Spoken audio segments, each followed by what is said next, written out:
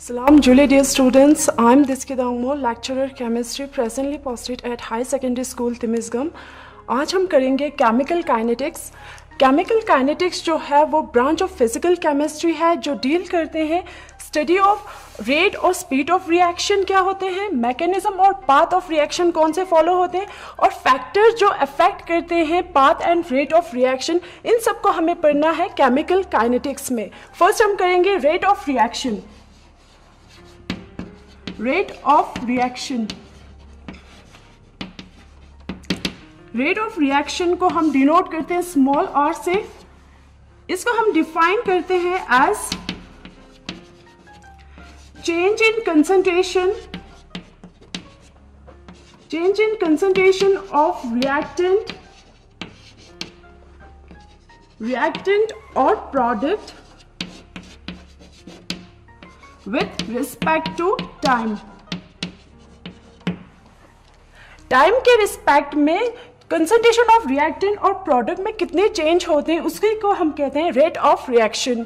Rate of reaction को हम ऐसे भी कह सकते हैं change in concentration of reactant और product divided by time taken.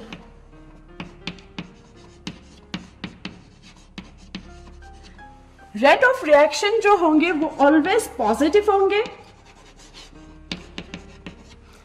अगर हम रेट ऑफ रिएक्शन को लिखे इन टर्म्स ऑफ रिएक्टेंट के केस में वो होंगे minus change in concentration of reactant upon change in time, और प्रोडक्ट के टर्म्स में जब हम लिखते हैं उसको change in concentration of product upon change in time. यहां पर रिएक्टेंट के केस में यहां पर माइनस साइन है, ये इसलिए क्योंकि with passage of time concentration of reactant जो होते हैं वो डिक्रीज होते हैं, C2 जो होते हैं फाइनल कंसंट्रेशन होते हैं वो कम होते हैं इनिशियल कंसंट्रेशन से, जिसकी वजह से यहां पर जो वैल्यू आएंगे वो नेगेटिव आएंगे। हमें पता है रेट जो होते हैं वो हमेशा पॉजिटिव होते हैं, इसलिए हमने यहाँ पर रखा है नेगेटिव साइन, जिसकी वजह से नेगेटिव नेगेटिव पॉजिटिव हो जाए रिएक्टेंट के केस में। और प्रोडक्ट तो ऑब्वियसली यही होती है, कंसंट्रेशन जो फाइनल के होते हैं वो ज़्यादा होते हैं, ये तो ऑलवेज पॉजिटिव आएंगे इन टर्म्स ऑफ प्रोडक्ट के केस में। इसके बाद हम निकालेंगे units of rate of reaction जो कि होते हैं चेंज इन कंसंट्रेशन। कंसंट्रेशन जो होते हैं वो होते हैं हमारे कंसंट्रेशन के यूनिट्स मोल पर लीटर अपॉन टाइम के यूनिट होते हैं सेकंड। इसको हम ऐसे भी लिख सकते हैं मोल पर लीटर पर सेकंड। ये हो गया हमारा rate of reaction. Rate of reaction जो होते हैं वो टू टाइप्स के होते हैं। फर्स्ट है हमारे एवरेज रेट ऑफ रिएक्शन, इसको हम और average,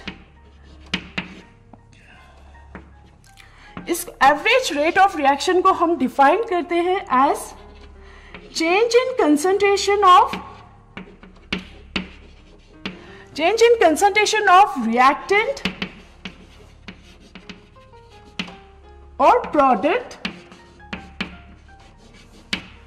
over a period of time।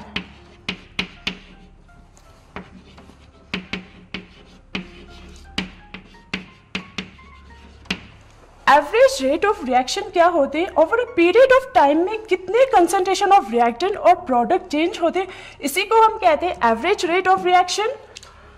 Average rate of reaction जो होते हैं वो इक्वल्स टू होते हैं माइनस रिएक्टेंट के केस में नेगेटिव साइन। यहाँ पर चेंज को हम डिनोट करते हैं डेल्टा से, change in concentration of reactant upon change in time. In case of product, in terms of product में change in concentration of product upon change in time.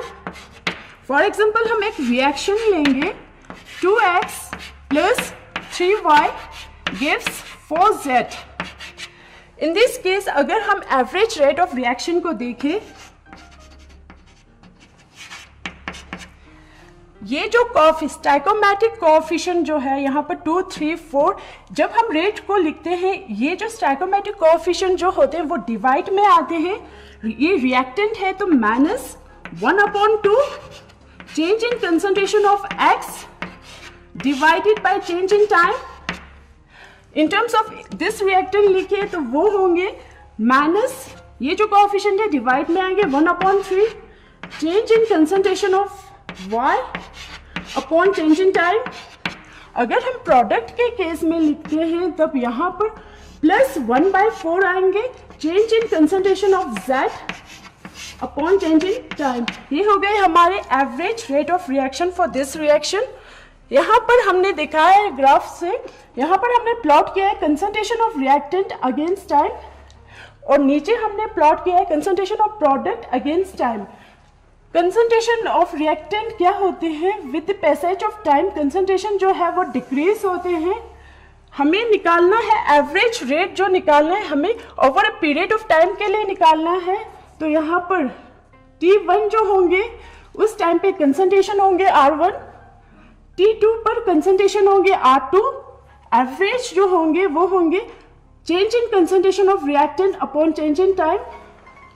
इस change को हम कैसे निकालें, R2 माइनस R1 करके, और time के case में T2 माइनस T1. ये हो गए हमारे average rate of reaction in case of reactant के केस में.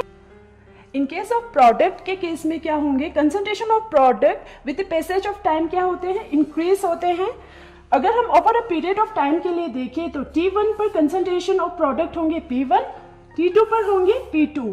तो एवरेज जब हम एवरेज रेट ऑफ रिएक्शन जब हम निकालते हैं वो change in concentration of product upon change in time. Change in concentration of product कितने होंगे, P2 माइनस P1, और चेंज इन टाइम कितने होंगे, T2 माइनस T1. ये हो गए हमारे average rate of reaction in case of product के केस में. Second type of rate of reaction है हमारे instantaneous rate of reaction. Instantaneous rate of reaction. Instantaneous rate of reaction को हम डिफाइन करते हैं as change in concentration of reactant और product at a particular instant of time पे कितने change हो रहे हैं कंसंट्रेशन ऑफ प्रोडक्ट और कंसंट्रेशन ऑफ रिएक्टेंट में. उसी को हम कहते हैं instantaneous rate of reaction.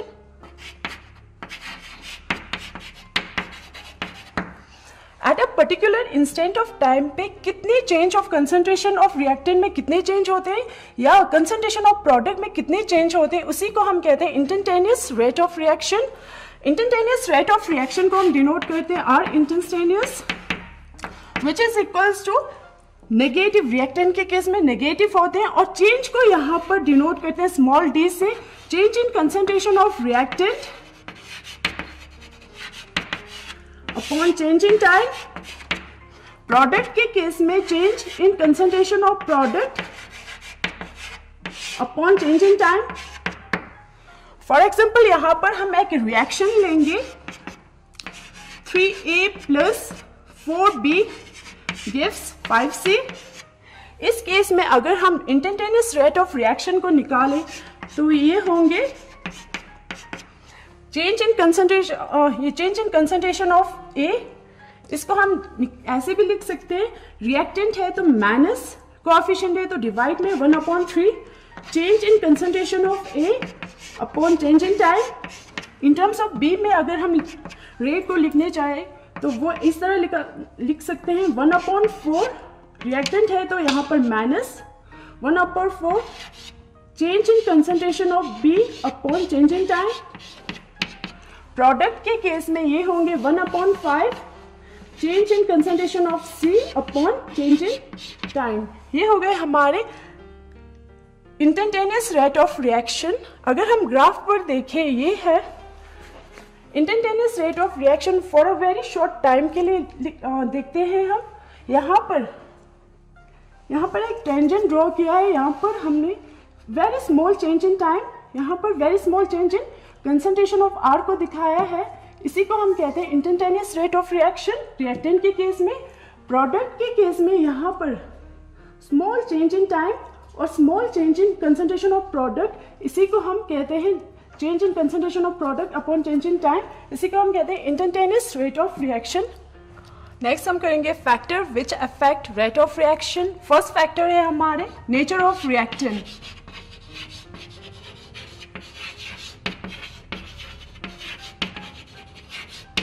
First factor है हमारे नेचर ऑफ रिएक्टेंट। रिएक्टेंट के नेचर कौन से हैं? वो reaction, those reaction in which number of bond rearrangement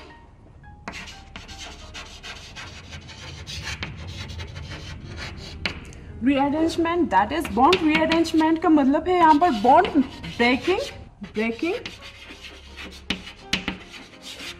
and bond making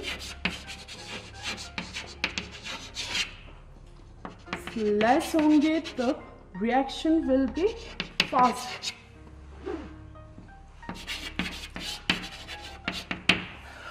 वो रिएक्शन जिनमें नंबर ऑफ बॉन्ड रीअरेंजमेंट का मतलब है यहाँ पर बॉन्ड ब्रेकिंग और बॉन्ड मेकिंग कम होंगे, वो वाले रिएक्शन हमारे फास्ट होंगे।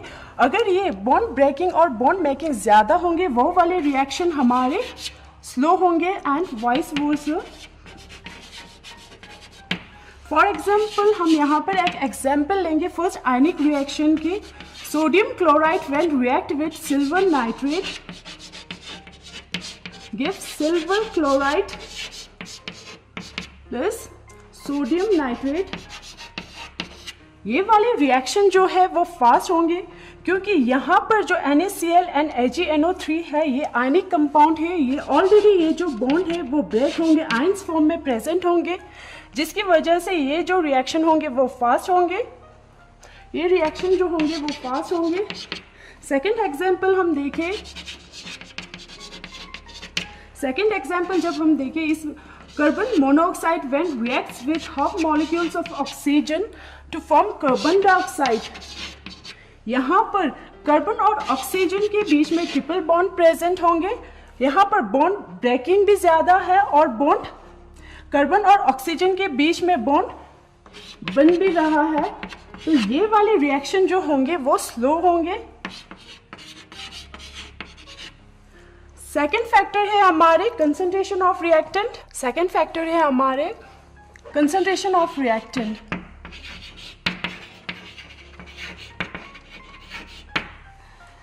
Concentration of reactant second factor है। According to law of mass action के अकॉर्डिंग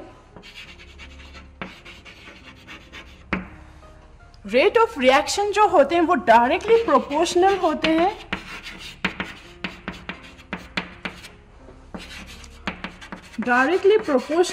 हैं concentration of reactant, molar concentration of reactant.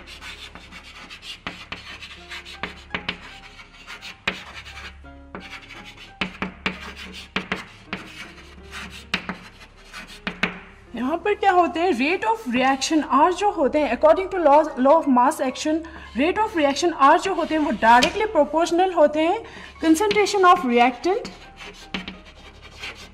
For example हम यहाँ पर एक रिएक्शन लेंगे, नाइट्रोजन N2 जब रिएक्ट होंगे 3 मोल्स ऑफ हाइड्रोजन के साथ हमें मिलेंगे 2 moles of ammonia. In this case rate of reaction जो है वो डायरेक्टली प्रोपोर्शनल होंगे concentration of nitrogen and concentration of hydrogen per. Rate of reaction is directly proportional to concentration of N2 and concentration of H2। यहाँ पर rate जो होंगे, proportionality sign अगर हम हटाएं तो यहाँ पर रेट कांस्टेंट के जो है वो रेट कांस्टेंट है N2। इन दिस केस अगर हम कंसंट्रेशन ऑफ रिएक्टेंट N2 और H2 को इंक्रीज करते हैं तो रेट ऑफ रिएक्शन भी इंक्रीज होते हैं। अगर concentration of nitrogen and hydrogen को डिक्रीज करते हैं तो रेट ऑफ रिएक्शन भी डिक्रीज होते हैं। ये हो गए हमारे second factor concentration of reactant. Third factor है हमारे temperature.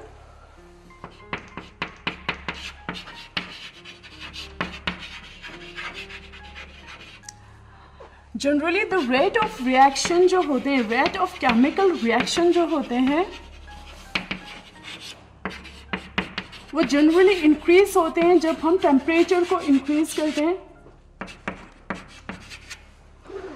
On increasing the temperature,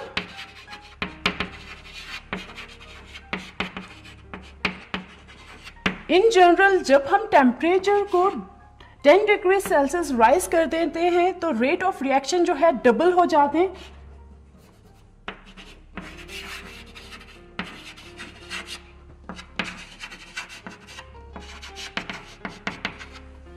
becomes double for each 10 degrees Celsius rise in temperature.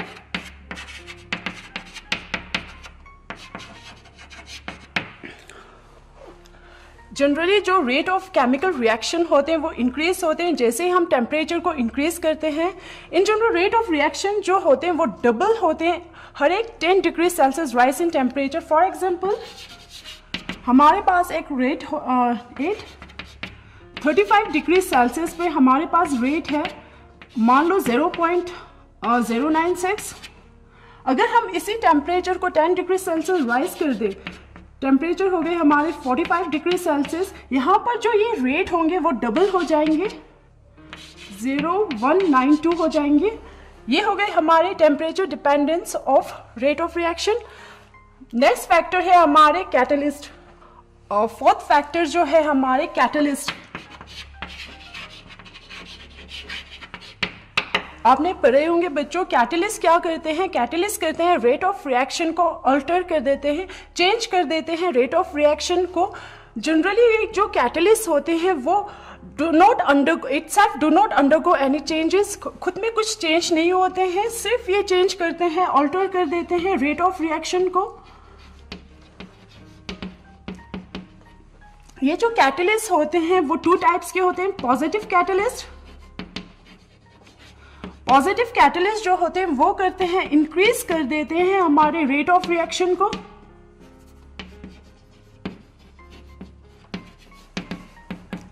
और दूसरा कैटलिस्ट होते हैं हमारे नेगेटिव कैटलिस्ट। ये जो कैटलिस्ट होते हैं वो कर देते हैं डिक्रीज कर देते हैं रेट ऑफ रिएक्शन को। कैटलिस्ट जो होते हैं वो एक्चुअली क्या कर देते हैं, वो चेंज कर देते हैं एनर्जी ऑफ ट्रांजिशन स्टेट को।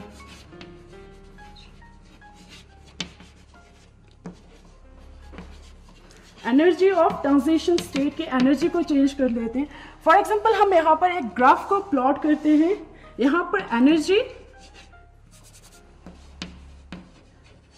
को प्लॉट करते हैं हम against progress of reaction. Progress of reaction में क्या होता है, रिएक्टेंट जो होते हैं वो कन्वर्ट हो जाते हैं प्रोडक्ट में। ये जो है रिएक्टेंट की एनर्जी ऑफ रिएक्टेंट, और ये जो है हमारे एनर्जी ऑफ प्रोडक्ट। जब रिएक्टेंट प्रोडक्ट में कन्वर्ट होते हैं through a transition state, convert हो जाते हैं, इसको हम कहते हैं ट्रांजिशन स्टेट। ये जो है energy of transition state. Catalyst क्या कर देते हैं, एनर्जी ऑफ ट्रांजिशन स्टेट को या इंक्रीज कर देंगे या डिक्रीज कर देंगे।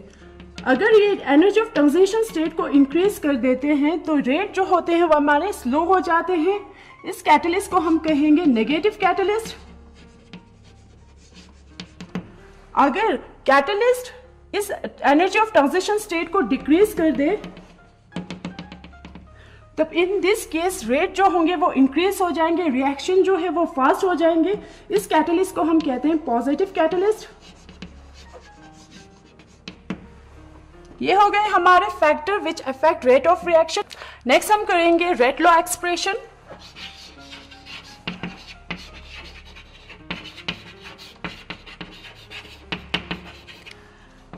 रेट लॉ एक्सप्रेशन को हम डिफाइन करते हैं the experimental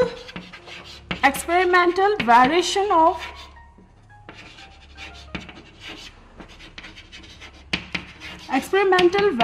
of rate of reaction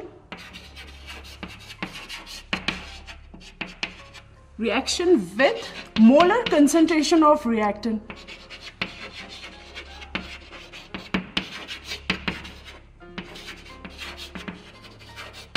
जब हम रेट ऑफ रिएक्शन को experimental variation of rate of reaction with molar concentration of reactant की मोलर कंसंट्रेशन, इसी को हम कहते हैं rate law expression. For example हमारे पास एक रिएक्शन है, A moles of A reacts with B moles of B gives C moles of C plus D moles of D. इस रिएक्शन के लिए rate is directly proportional to concentration of reactant A and B।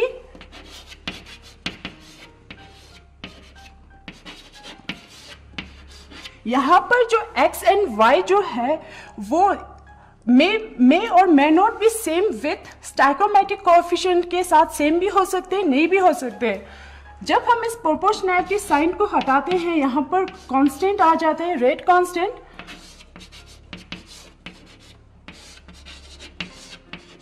ये हो गए हमारे rate law expression जो relate करते हैं rate of reaction with molar concentration of reactant के बीच में। अगर इफ कंसंट्रेशन ऑफ रिएक्टेंट को हम यूनिट इक्वल्स टू 1 रख दे, concentration of A equals to concentration of B को हम 1 रख दे, तब हमारे रेट जो होंगे वो इक्वल्स टू होंगे K के इक्वल्स टू रेट कांस्टेंट होंगे। तब इस रेट कांस्टेंट को हम कहते हैं स्पेसिफिक रेट कांस्टेंट,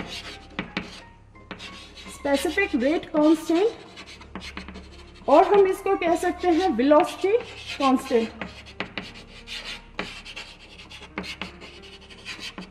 ये हो गए हमारे रेट लॉ एक्सप्रेशन। नेक्स्ट हम करेंगे molecularity of reaction.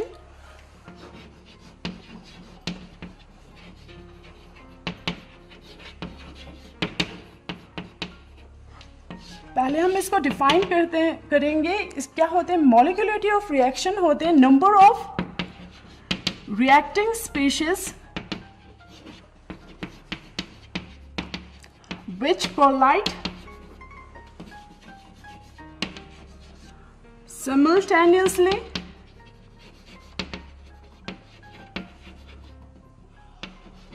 to bring out a chemical reaction.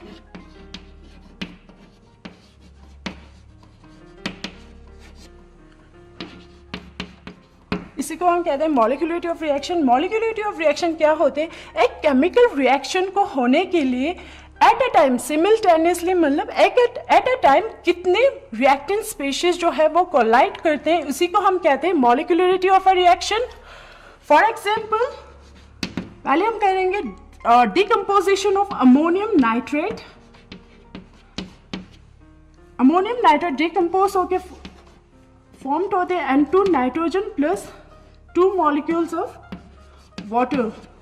In this case number of reactant species हमारे 1 है, यहाँ पर सिर्फ 1 mole of ammonium nitrate present है, तो यहाँ पर मॉलिक्यूलरिटी जो होंगे वो होंगे 1।